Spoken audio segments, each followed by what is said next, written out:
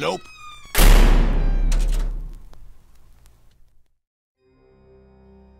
Hello, dear listener. A few things to let you guys know before this story starts.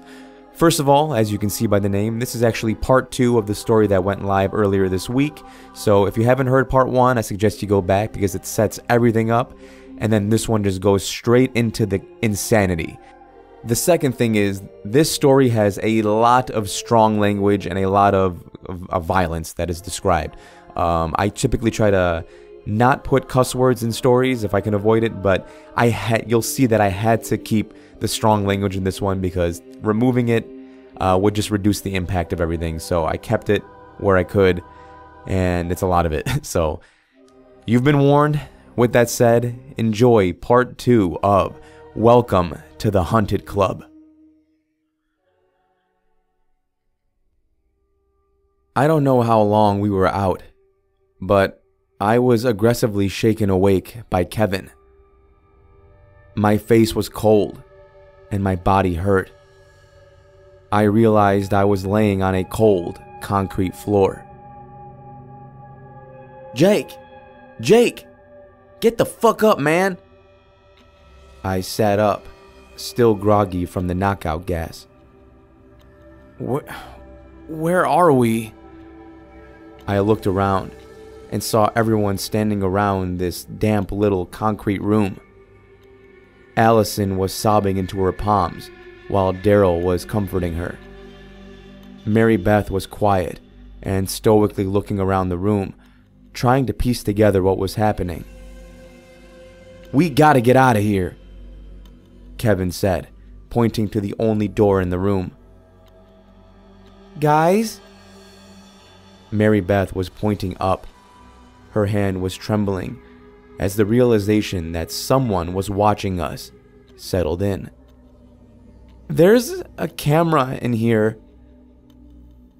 Hey, fuck you! I remember Kevin screaming at the top of his lungs, like whoever was on the other end would have cared anyway. It was about this moment that the door unlatched and slowly swung open. We all braced, waiting to come face to face with our captors. And then, nothing. Nothing but unending darkness in front of us. Should we go? Allison stammered. Fuck this, man! Kevin, in a moment of bravery or stupidity, charged at the door. It was probably a combination of both. We saw him trip, heard a deafening bang, and then stood there in utter shock as the warmth of Kevin's blood and brain matter spattered across our faces. The lights outside the room finally came on, and one by one, we all came to the horrific realization of what just happened. Kevin, my best friend, triggered some kind of tripwire in his testosterone-laden bull rush. Blood, brains, and shrapnel from his skull blanketed every inch of the walls around him. Allison let out an ear-piercing scream, louder than the damn blast that just went off. What the fuck just happened? Daryl screamed, still wiping some of Kevin off of his face. It was rigged. It was fucking rigged, Mary Beth said, pointing up. As the shock of what just happened wore off, we saw it. A shotgun was rigged above the door. Kevin ran through some tripwire, setting it off. I just remember mumbling Jesus Christ over and over again as I stared at Kevin's neck stump. Blood still poured from his body into a pool on the concrete floor in front of us. We could even see him still twitching. I remember wondering if his parents would want to bury him given the circumstances. when you're in a situation like this, you tend to think of the weirdest shit. Daryl finally shouted something that pulled me out of my trance. "Guys, pockets. Check your pockets. I got a note in mine. Salvation is not at the entrance. Heretics who do not heed our words will burn," he said, reading aloud. "The hell does that even mean?" Mary Beth chimed in next. "Fuck me." "What?" I recall shouting back. It says, "Tread lightly as the door opens. Now's not the time to lose your head." Allison was still in shock. It was clear to the rest of us that she was starting to lose it. Daryl shouted at her and told her to give her the paper. He read it out loud. "Be not afraid of heights. You have 1 hour. Those who jump into the abyss may survive this yet." Mary Beth turned to me, asking me to read mine out loud. Mine was different from everyone else's, and I debated whether or not I should make something up. "Keep your wits about you. Doorways are dangerous." I don't know why I did it. I lied to my best friends in that moment. But what else could I have done? It was about survival at this point, and my note had instructions. Not following them may have led to more death. After all, we were being watched. I didn't want to break the rules of whoever our demented tormentors were. "Check Kevin's pockets," I shouted, getting the attention off of me. "Good idea," Daryl said. "Ugh, blood grosses me out, man." He groaned in a manner that implied he wanted someone else to do it. "Ugh, I'll do it, you fucking pussy," Mary Beth shouted. I'd never heard her talk like that before. It was jarring. We could tell Daryl was shocked too. She walked over to Kevin's body, doing her best to avoid looking at the stump where his head once was. She shoved her hand down his pockets, groaning as his blood coated her hands. Finally, after a few seconds of digging, she pulled out a blood-soaked note. I can't make much out. The key, kitchen, tea, pie? What are we supposed to do with that?" Daryl shouted. "I don't know. Just be careful in the kitchen," Mary Beth confidently stated, wiping Kevin's blood off of her hands. "We have to keep moving." "Are you crazy?" Allison chimed in. "You saw what happened to Kevin. I'm not leaving this room." "Babe, you heard the note. We have 1 hour. Less now. We have to move. Who knows what these fuckers will do to us?" Daryl attempted to reason with her. After a few more minutes of arguing, Mary Beth threw her hands up in frustration. "You guys can stay here, but I'm getting out of this house." She began walking away from us, carefully stepping over the tripwire that did Kevin in. I quickly followed behind her, knowing she was right. Daryl finally got Allison up in that moment and followed closely behind me. It was clear we were in the basement of the cabin, having done a self-guided tour earlier in the day, but everything was different now. All the furniture was removed, and all of the walls were covered in blue tarp and barbed wire. The hallway led to an old creaky staircase leading to the main floor. Mary Beth stood at the bottom of the darkened pathway. The light that was over the stairs was deliberately removed. I remember grabbing her arm, telling her she needed to wait. The creaky wooden steps were probably rigged, and I wasn't about to watch her die like Kevin. "Let me go instead," I chimed in, trying to be brave. I took a deep breath and began slowly climbing the steps with my back against the wall. I urged everyone to do the same. Each creak of the old wooden steps was agonizing as I braced for something horrible to happen. But nothing did. I kept moving higher and higher, struggling to hear myself think over my own labored breathing. I was near the top of the steps when I heard the definitive sound of wood snapping. Daryl shouted at the top of his lungs and hunched over trying to pull his leg out. Allison stood behind him, desperately trying to help. That's when I felt something swing behind me. Luckily, Mary Beth and I were far up enough on the steps to be out of the strike zone. It swung over Daryl, who was still hunched over, trying to free his leg. Allison was not so lucky. It was a heavy metal object fastened to the end of a chain, decorated with razor-sharp protrusions. It smacked her face with a sickening crunch. It must have impaled her, because it knocked her off her feet, but she still hung there, trying to claw at the object to no avail as the life slowly faded from her and her arms dropped to her sides.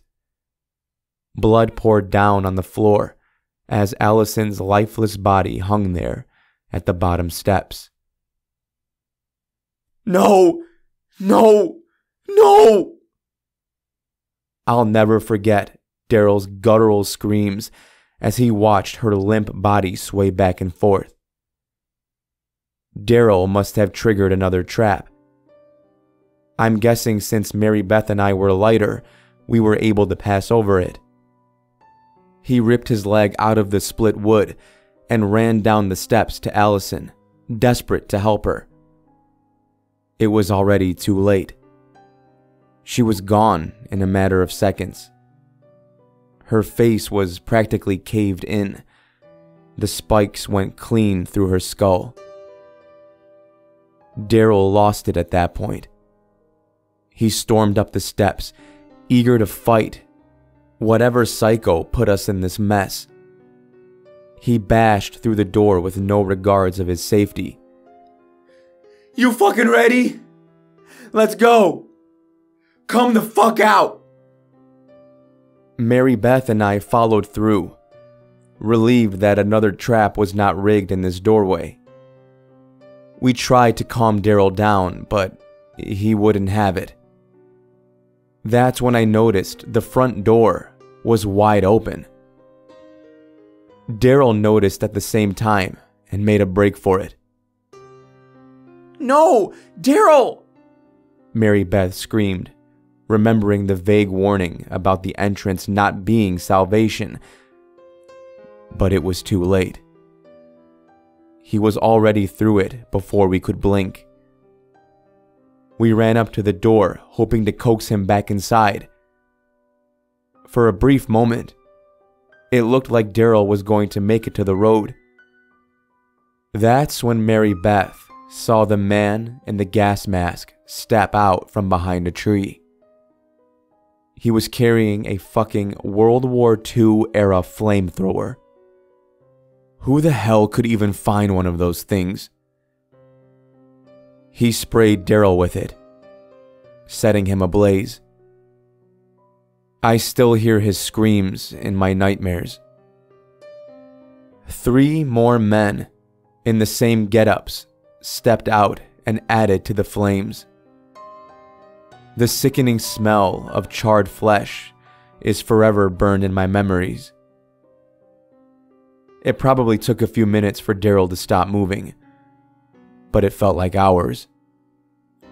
The 3 men turned towards the entrance and simply stood there, It was clear they were all but daring us to try and make a run for it.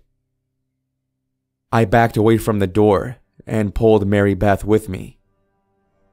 "The kitchen," she muttered. "Kitchen?" I asked, confused. "Kevin's note said something about a key in the kitchen." I closed the door to the house because I couldn't stand the thought of those monsters watching us, waiting for us to run.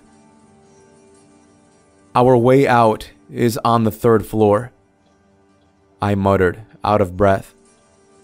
"Maybe the key will let us out." There was no way to know for sure. Who knows what other traps were rigged to rip us to shreds? We walked into the kitchen, and right there on the table was a pie, just sitting out. It was obvious that it was placed there deliberately. It seemed simple enough. Too simple. "Oh, God," Mary Beth said, right before she threw up on the floor. I slowly walked over to the pie on the table as I realized what it was. Entrails, eyeballs, human hair, all lumped into one disgusting pie tray. Oh shit. We have to dig through that? I was exasperated by this point. What else could these lunatics throw at us? I knew I had to get it done if I ever wanted to see another sunrise, so I took a deep breath and plunged my hand in the gooey pile of human remains. "Oh God, it sounds like mac and cheese," I said as my hand sloshed around the entrails. I could feel it all sliding through my fingers as I used every inch of my willpower to hold down my vomit. I felt something solid brush against my finger and honed in on it. "Oh, thank Christ," I said as I yanked a standard house key out of the pile of guts. I shook the gunk off my hand and took 2 steps before I finally gave in to my stomach's desire and hurled on the floor. You hold on to that," Mary Beth told me, not eager to grab onto the key. "Let's go." We made our way up the 2nd set of stairs leading to the house's 3rd floor. Once again, we crept up every little step, snuck around every corner, and carefully, we tiptoed through every doorway until we finally found it. The master bedroom, with the word freedom written in bright red, painted over the room's only padlocked window. I pulled the key, released the padlock, and pulled the locking contraption off the window. Mary Beth had to help me, but we slowly slid the window up, making sure not to trigger any more traps.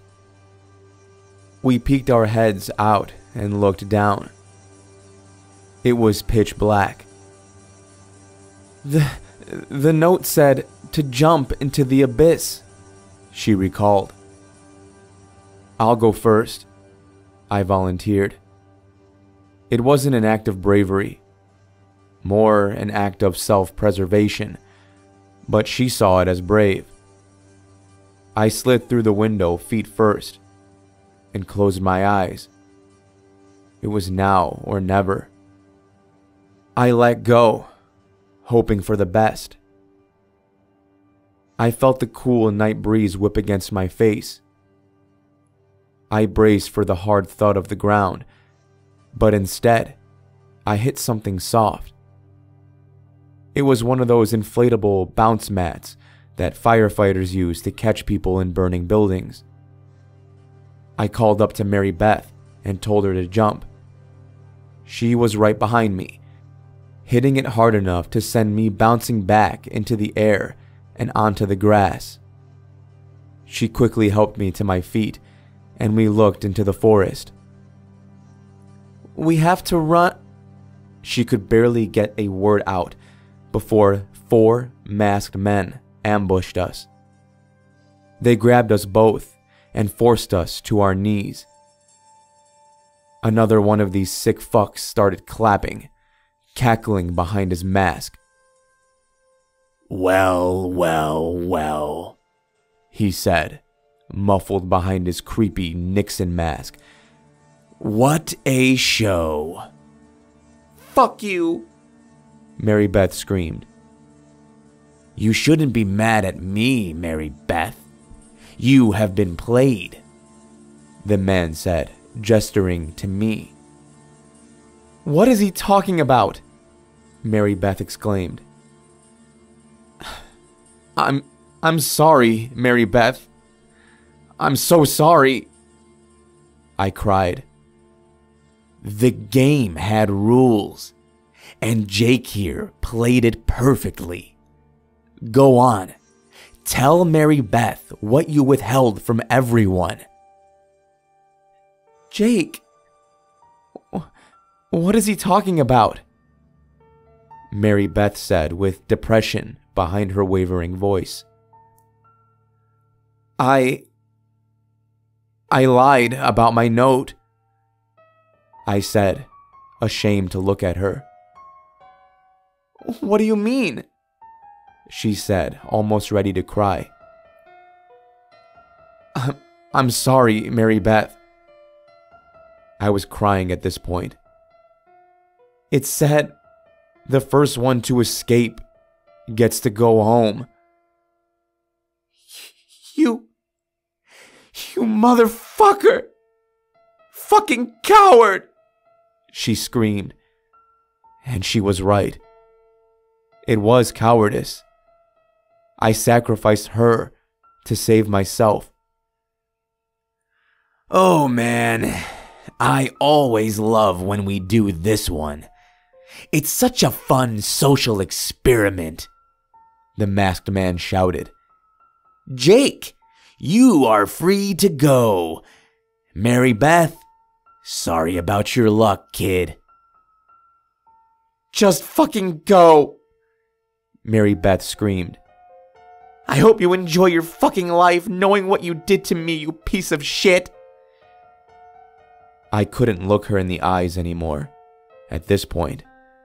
The shame of what I did was too much. "Aw, you guys are gonna make me cry. Knock them out," he barked to his men.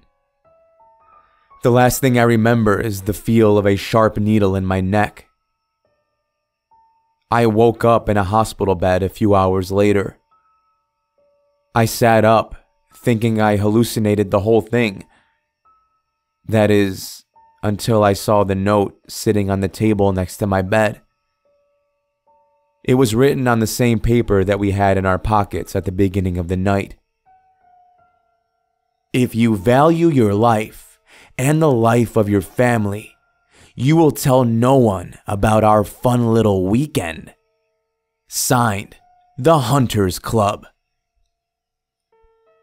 My mom and dad burst through the door shortly after, blubbering about a car crash and how all of my friends' bodies were recovered, except Mary Beth's. The story that was sold to them was that Kevin veered off a bridge into a river. The car caught fire, charring all of the bodies. Mary Beth and I were ejected from the car and into the river. I washed ashore, and she was never found. They were so grateful I survived such a horrific accident that they never stopped to think about the absurdity of the cover story. I haven't so much as uttered a word about that night in years. The therapist my mom made me see diagnosed me with a combination of PTSD and survivor's guilt. But I know the truth. I couldn't speak of that night, for all of our sakes. So I thought. I received a letter last night that sent a chill up my spine, written on the same fucking paper. It was one line, and I knew exactly who it was from. Welcome to the Hunted Club. I'm coming for you, motherfucker. Signed, M.B. I'm sure my days are numbered. I thought I won the game that night, but I guess it never ended. I don't know what happened to Mary Beth, or what they did to her, but it's clear she blames me.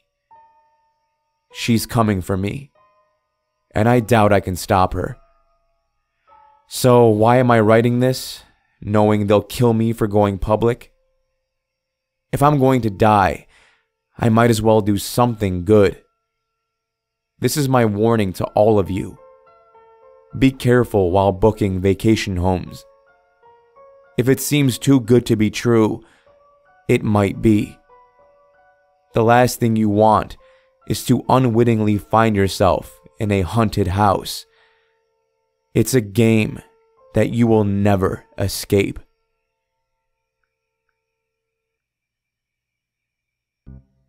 Thank you for listening, and I hope you enjoyed part 2 of this epic story.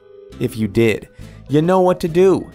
Take that like button, and the possibilities here are just vast. You can shoot it with a shotgun, you can smash it with a chain blade, you can light it up on fire. The choice is really yours at the end of the day. Another big shout out to the author of this story, Vengefuleight. I wish I can give you guys more information on this author, as far as a link to more of their work. I will leave a link down below to their Reddit page, but whoever you are, you did an amazing job. This was a very fun story to narrate, and I think it turned out pretty well. Until next time, everybody, remember to stay safe out there. I'll be seeing you in the next video.